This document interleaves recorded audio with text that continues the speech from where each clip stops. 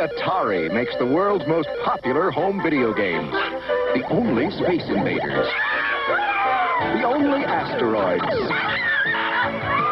The only Pac-Man. The only Missile Command. And now, the only Defender.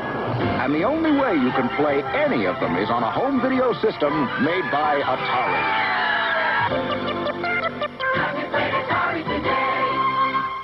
And of course, probably the biggest video game related event of 1977 would be the Atari. Hold it up. Atari VCS, the VCS video computer system, later renamed the 2600. I didn't play the Atari 2600 too much. Animal! The beginning of the video game industry as we know it. We salute you, sir. It actually came packaged with a game, Combat. And unlike the other Pac-Man that came out a couple years later, Pac-Man, Combat is actually still really fun. And the fact that it still can keep your interest, to this day, really speaks something about the creativity that went to a lot of the games back then. Atari. This actually retailed around $200 at the time. That's a lot of money. At the time, that's a ton of money. Yeah. It's like, what, $400 now? I'm no scientist. Inflation adjusted, about $700. And yes, I looked that up. Sexy. It screams 70s. I'm gonna say it's a little too sexy. Too sexy? A little too sexy. The switches, color or black and white. A or B difficulty. Game select, game reset. And on this side, there's a switch to change it to HD. I mean, you might see me taking this little beauty out to dinner one day, and don't get jealous. You're weirding me out over here. A little licking. Why would you take mine out? Dude, you actually just licked my freaking Atari. Save on the Atari video game and get hours of fun for the whole family. Atari comes complete with the exciting Combat cartridge. I quit soccer to play Atari. No other company offers you as many different video game cartridges as Atari. There was a ton of Atari 2600 versions, from like the Vader to this heavy six switcher. That's the Vader. To the Junior. The Junior. Way too many. This was the system to coin the term joystick, which was good because before that point they were called enjoyment input devices. Yeah, Atari came up with this idea, this little thing, joystick. Brilliant. They made the term joystick a household name. The controller was just really cool. It was genius. It was joystick and a button. That's it. You had all sorts of crazy contraptions controlling games. There wasn't really much of a standard. You had all manner of knobs and buttons and cell phone looking things. I still don't get. Hello? But this thing, anyone can pick this up. And frankly, I hate them because they were the first time controllers were biased against a lefty. They were designed to be held in the right hand with the action button here. If you're a lefty, you kind of got to get this claw thing going on.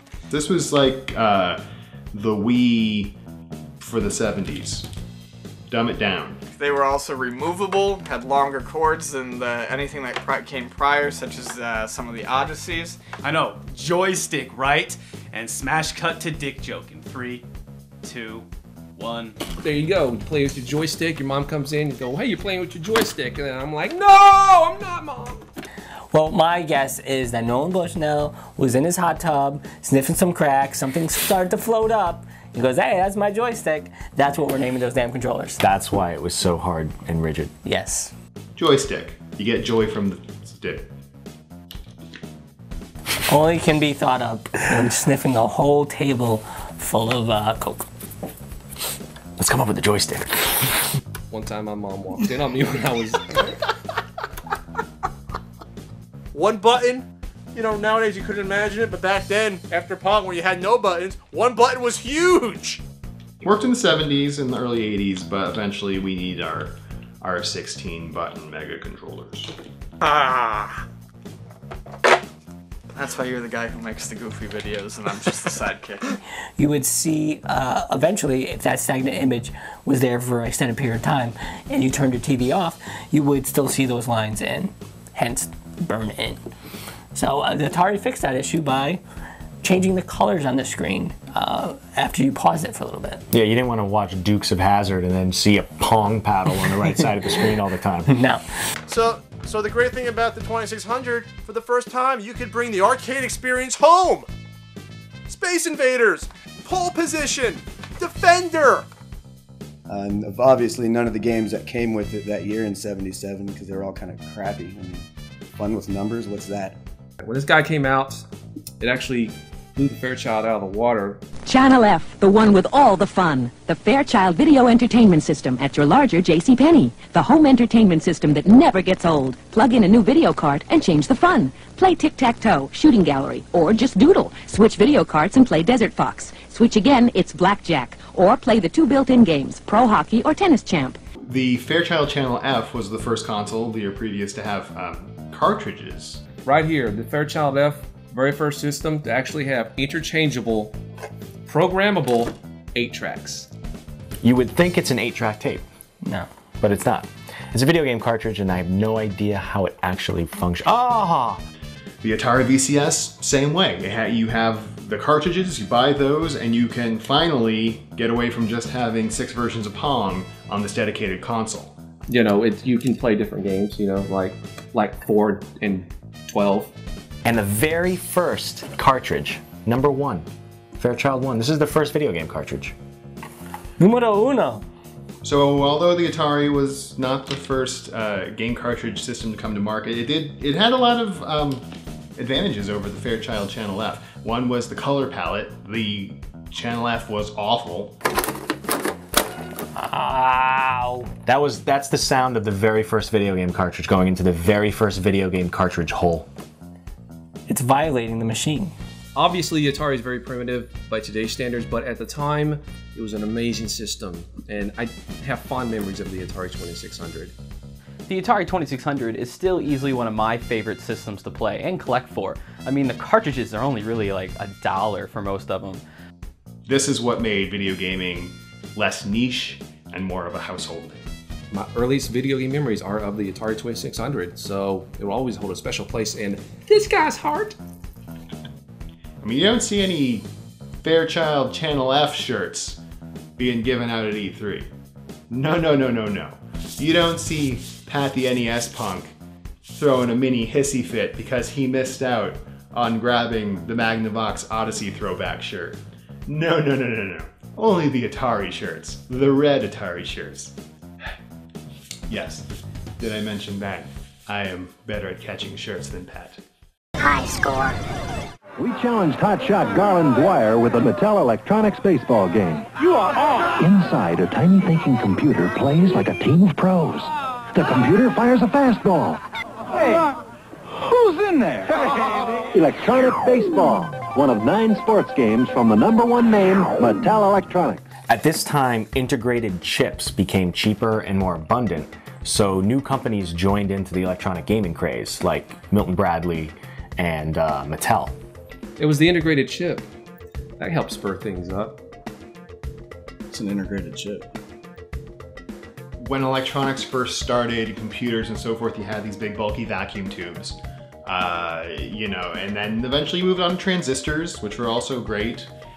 But the integrated circuit was very important. It was developed in the 50s, right? But by the time the 70s came along, it was actually getting cheap enough to stick in whatever the hell you wanted. Calculators and watches and video games. Mattel used to just make toys, Milton Bradley made board games, and now they're making tiny electronic LED games, or LCD games, that everyone loved. Everyone loved then, but if you were playing them now, you'd probably hate them. Oh, oh God, yeah. So, I mean, you had your video game companies, your electronics companies, kind of the bigger electronics going into home video game consoles like Fairchild and Magnavox and et cetera, et cetera. But you had the toy companies that felt they could handle the handheld market. So you had Mattel come out with these little LED games. So what we have here are the Mattel standalone games. Soccer, auto race to start. Now, Mattel dipping their toe in the video game waters was important because of course it would eventually lead to the NES smash hit, Barbie, in 1991. And the big one in '77, football. Come on, Red Dot. Score a goal. What am I doing? Football, baseball, lots of games like that. They were simple, but you know what? They were fun and became very popular because of it.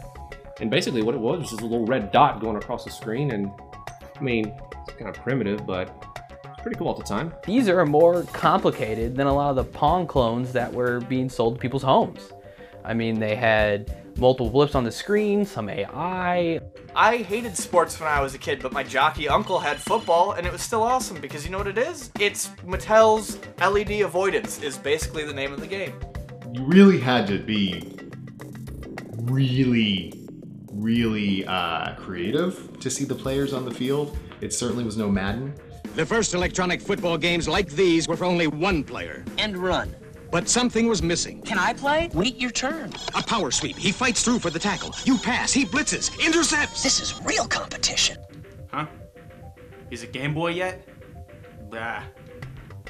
And that case design is the exact same as the one for basketball and largely the same as the one for hockey. Like the Pong consoles, the problems with these is you do eventually run out of things you can do with LEDs and buttons. They're like, oh, electronic football. Red dots moving on a grid. I'm done. I mean, I remember people that really didn't give a crap about games but had at least one of these lying around the house. And part of the allure is that they're portable, so you could play them on the go.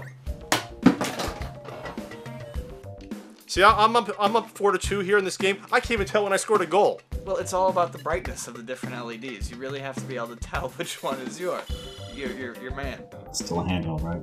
Still a handheld. And kind of fit in a pocket if you had a really big pocket. These largely paved the way for the Tiger handhelds of the 80s and 90s, of the Coleco mini arcades, and were probably a big inspiration in the creation of the Nintendo Game & Watches. These were your first portable handheld systems. Paved the way for, you know, Game Boy, Game Gear, the Lynx, DS. I mean, the list could literally go on. I think I just got a red card. Is it Game Boy yet? Yeah. And now Pixel Dan presents the toys of 1977. Hey, I'm Pixel Dan, and these are the other toys of 1977. It's Pulsar, the ultimate man of adventure. You energize his heart, lungs, and body fluid into pulsating action. We had action figures like Pulsar, who is this crazy man who you could see through his body and all his inner workings and his organs and blood flow, and wow, disgusting, but highly popular. This is a slime monster. The slime runs out of his mouth. The introduction of slime.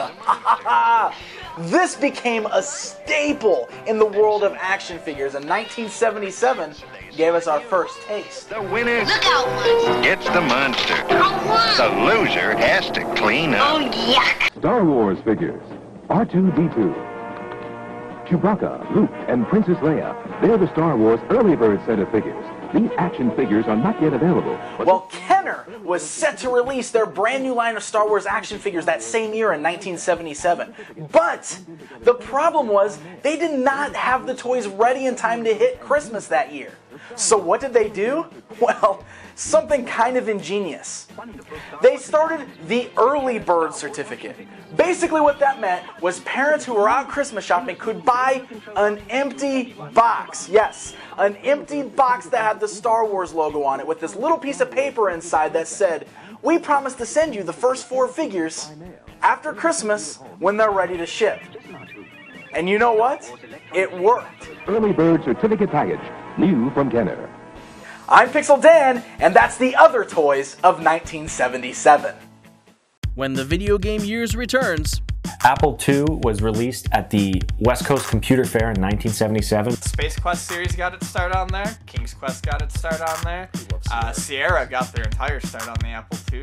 So with the rise of the handheld games, the market started to crash a little bit. The crash of 77 doesn't really get the props it deserves for almost taking down the video game industry.